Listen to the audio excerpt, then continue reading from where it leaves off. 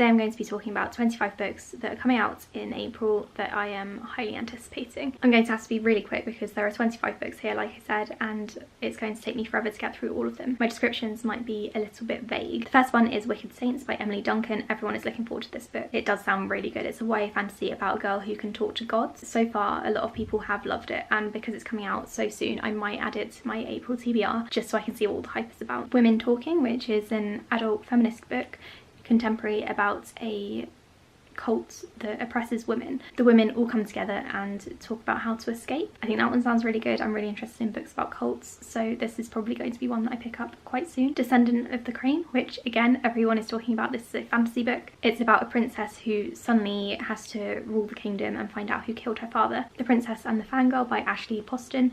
This is the sequel to Geekerella, which I haven't read but I'm kind of interested in. You're to Be Mine by Erin Han. This is about a girl called Annie who is the heir to a country music legacy. A singer called Clay needs her to come on tour with him to basically save his brand, otherwise his label will drop him. So I'm expecting this to be like a hate to love romance. It's YA contemporary, so there's a good chance that I will hate the romance, but we'll see. Boy Swallows Universe by Trent Dalton. This is being pitched as a story of brotherhood set in 1980s Australia. It's about a boy whose mother is in jail and his stepdad is a heroin dealer, and I imagine it's about him and his best friend coming to terms with things and getting over all of that. White Rose by Kip Wilson. This one is historical YA based on the story of Sophie Scholl, who was arrested for treason for challenging the Nazi regime. This one does have potential, but I'm also a bit scared to read it because it could turn out to be terrible. I haven't seen any reviews for it, so let me know if you have read it or if you've seen anyone who has enjoyed it, because I'd like to go and watch their videos or read their posts to get a feel for the book. We Rule the Night by Claire Eliza Bennett. This is YA fantasy which has been likened to Codename Verity, so those two things immediately jump out at me because Codename Verity is one of my favourite books,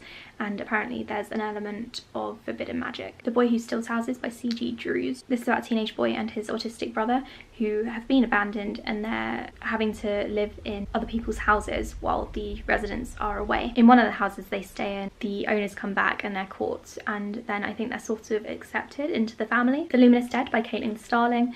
This one hasn't been getting much hype, but I know that when it was announced, people were going a bit crazy for it. All I know about this one is that it's a sci-fi / horror about space exploration, and it sounds like something that I would love, and also the cover is freaking creepy. Little Lovely Things, which is an adult thriller. A woman passes out at a petrol station and she wakes up to find her kids missing, so I guess she goes on a quest to find them. These next books come out on the 9th of April. The first one is called Queenie, and this is an adult contemporary book set in London. It's about a girl called Queenie who comes from a Caribbean family, and it supposedly tackles love, race, friendship and family. I heard the author talk about this one at an event that I was at and it sounded so good, so I'm glad it's finally coming out because I can finally read it, but to be honest I did forget about it up until now, so let's not talk about that. Stillwater Girls by Minka Kent. This is a psychological thriller about girls whose mother raised them off the grid. One day one of the sisters and the mother go missing, and then a guy shows up who's supposedly looking for them, and I think this sounds really creepy and I can't wait to read it. This book is not yet rated, which sounds like a cute YA contemporary. It's about a group of friends who come together to stop an old movie theatre from being torn down because it's like their safe place. Girls on the Verge by Sharon Biggs Waller. You may have heard Chelsea raving about this one because she has been talking about it non-stop since she read it a couple of months ago. It's about a girl from Texas who goes on a long road trip with her friends to get an abortion. BookTube has been hyping this one up and I'm really looking forward to reading it. Meet Cute by Helena Hunting. This is an adult romance about a law student who has a meet cute with someone, and then years later he needs her help now that she's a successful lawyer. It's not my usual kind of thing, but I might give it a go when I'm in the mood for some adult romance. There's only one book that I'm interested in that's coming out on the 16th of April that I know of, and that is Serious Moonlight by Jen Bennett. This is really hyped up because the author is kind of beloved on BookTube and everyone loves her books. I personally haven't read any of them, but I probably should make an effort. This is another YA contemporary of hers. And then we're on to the 23rd of April. The first one is If I'm Being Honest. This is a YA contemporary. It promises to be full of rich people drama, and the main character admits to being a bit of a bitch and she starts to try to change herself to please a guy, and I can't see that going very well. I'm intrigued to read it to see exactly how it all goes down. Wolf Hunter River by Rachel Kane, which is the third book in her adult thriller series, which I have been loving.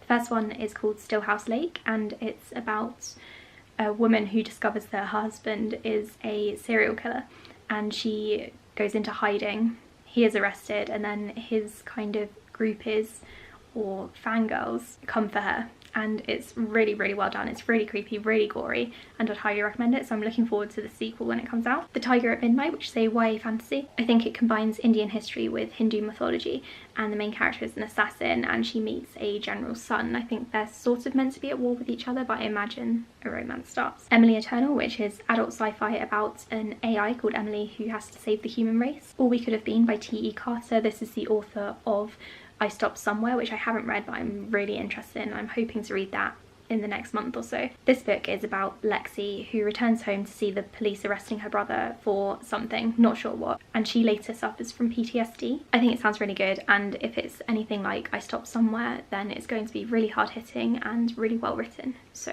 I'm looking forward to reading this one. Okay, only 3 more to go. We're finally on to the 30th of April. First one is Into the Jungle. This one is an adult thriller set in Bolivia. The main character goes to teach there, but her job falls through. She decides to stay, and then somehow she ends up in the jungle, and it's meant to be a survival story. The Invited by Jennifer McMahon. This is a ghost story about a family who is building their dream home, and as you can imagine, things start to go wrong and the place is haunted. So I think that sounds quite good. I'm a bit curious as to why it's coming out in April when the perfect time would have been October, but who knows why publishers make these decisions. And finally, Little Darlings by Melanie Golding. This one is a psychological thriller, I think, about twins who have been replaced. I don't know if they're meant to have been replaced by goblins or something, or if the main character is suffering from some sort of postpartum depression. I'm not sure, but I think it sounds good and I'm intrigued enough to pick it up. So those are all the books that I'm anticipating in April.